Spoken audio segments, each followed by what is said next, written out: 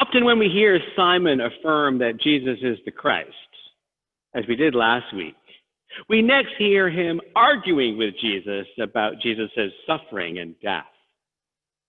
But this is a series about churchy words, and so I like to wait on that part of the story. After all, life precedes death. So before we consider the significance of suffering and sacrifice, I want to ponder what we mean by blessing, what it means to be blessed. So let's start with popular usage of the words. We hear someone say they feel blessed, especially now, but I doubt they mean that someone has prayed with them like Jesus blessing the children in our gospel. Rather, they're saying that they feel fortunate. They aren't sick. They can work from home. They have savings, whatever it may be. They're referring in a sense to luck, knowing that it could be otherwise. They feel grateful in that moment.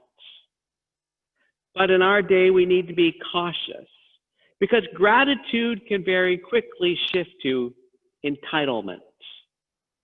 That what I am, have, do, they are not due to luck or circumstance, but somehow power within my own self. I'm blessed becomes self-serving. It starts to tap into an older understanding of blessing. That wealth, power, health were signs of God's favor, that illness, poverty, lack of voice, well, God's disfavor. In the Bible, this view was very much challenged over time, especially most strongly in the book of Job, which overturns the connection between suffering and sin. And yet, despite this theological evolution, there are still many people who see wealth and other realities as divine blessing. And when stripped of religious thinking, this can become quite self-referential. Most self-made successes, well, we know they're anything but.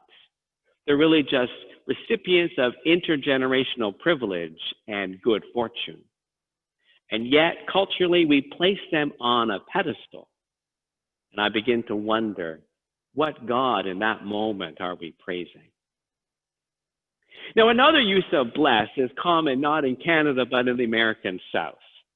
And it can be endearing. I'm sure you've heard it. You fall. Someone rushes over saying, "Bless your heart," as they lift you up. Like Jesus blessing the children, they are sincerely praying for your wealth, for your wellness, for you. But it can also be used with a sarcastic edge. It's gained prominence recently, especially after Nikki Haley, the governor of at that point of South Carolina, replied to a hurtful tweet from Donald Trump with a "bless your heart," equivalent to calling him not too bright and really can't help himself. In both examples, I'm struck by how much this sense of blessing is individually focused, when at its root, blessing is about connection, community, a sense of concord. You see, in addition to Jesus praying for God's gift of love upon the children, blessing them, we also bless God. Now, it's not a phrase we use very much in the United Church of Canada, but we come across it all the time in the Bible. Blessed are you, O God, found in Psalms and in the book of Daniel and in many other books in the First Testament. If we were Anglican or Catholic, we would hear those words prayed during the sacrament of communion. The phrase is essential to Jewish blessings. Blessings over food, when lighting candles, when putting on new clothes, and doing anything really. On one level, blessed are you, O God, is a prayer of gratitude. But more deeply, it's a recognition of the one who is the source of blessing. It calls to mind that source. It becomes a moment of awareness of God's presence in what we eat and see and do and are. In that awareness, the prayer makes God's presence more fully known. We bless God because in God's love, we live and move and have our being. And so it's in this context, too, that Jesus blesses the children. It's not so much him asking God's favor upon them as him recognizing who they are, recognizing that they are a reflection of God, that God is present both in and through them. Now, this way of looking at blessing points to a phrase sometimes used about creation, original blessing. And it's meant as a counterpoint to original sin. It points to the sense of goodness in all things, the sense of unity and natural harmony that we read about in the book of Genesis. A blessing heard each day as we hear repeated, God saw it was good. In the story, before the fall, the first humans lived in a garden.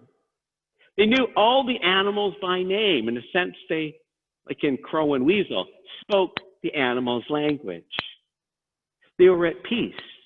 They lived in bliss, not only with nature, but with each other, with God. And we hear this sense of things as Valerie Kaur describes the wonder a child experiences watching dust motes dancing in the sunlight or pondering the edge of the universe. For a time, that feeling of unity and goodness extends to all other humans. And in our innocence, we know love. Now, this story of original blessing and of original sin can be seen archetypally. And when we do, we recognize that it's about the experience we all go through as we lose our innocence and begin the long journey to not just physical maturity, but spiritual maturity as well. Now, the first phase of this journey, when we're really, really small, it's a time of blessing and everything feels right about the world. It's when we develop a sense of self and we develop an awareness of our place in the world, of a place in our family as well as in the wider community.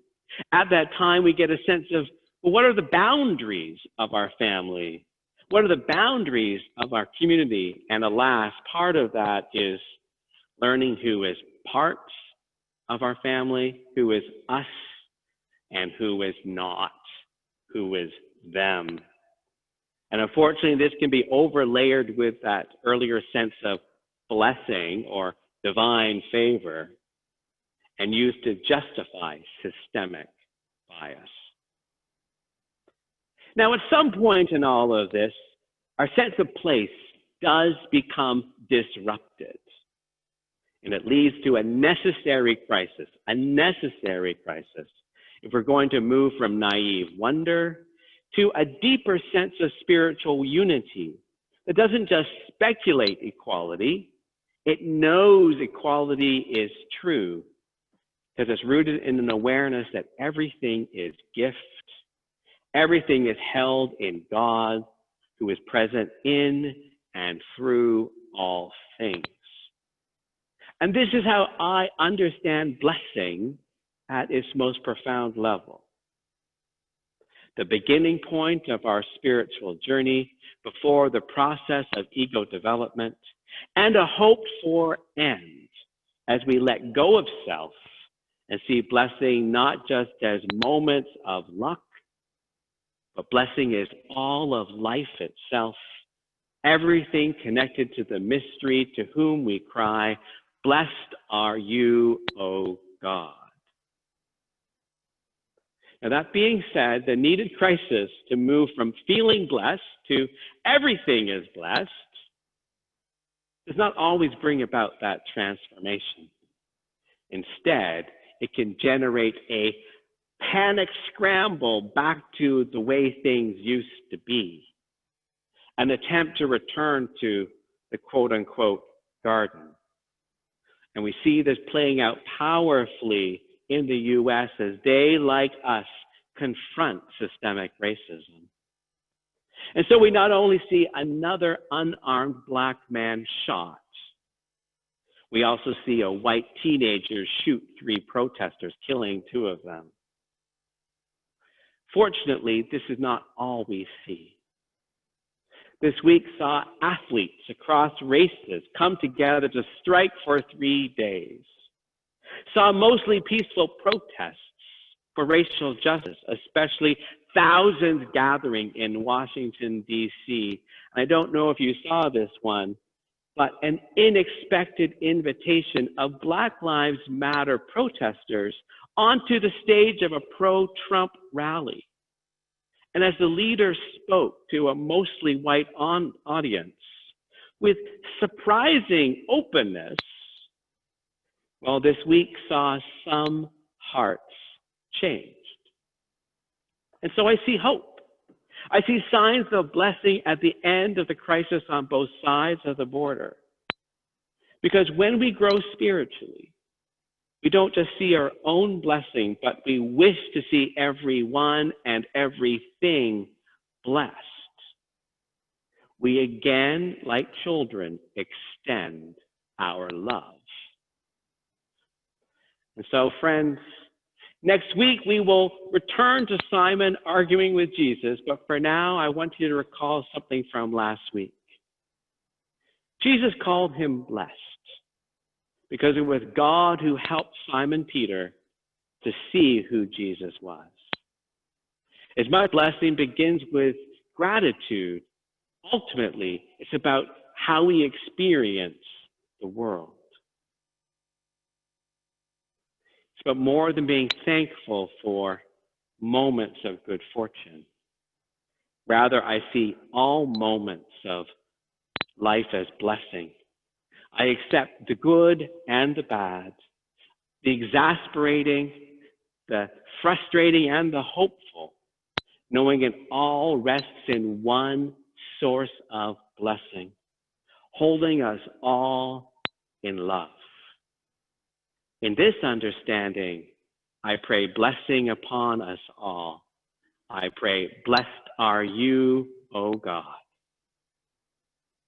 Amen.